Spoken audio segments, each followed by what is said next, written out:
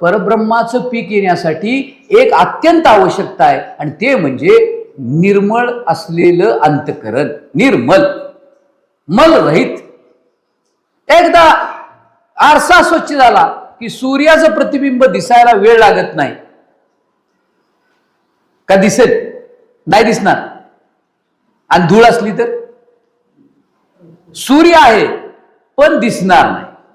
सूर्य आहे पण दिसणार नाही. का? तो आरशावर सगळी काय आहे? धूळ आहे. तसं या अंतःकरण रूपी आरशावर फार धूळ आहे हो. आणि आम्ही धूळ वाढवायला लागलोय रोज, घाण वाढवायला लागलोय रोज. हे मल विक्षेप आम्ही वाढवायला लागलोय. आवरण तर अगोदरच आहे, हे वाढवायला लागलोय.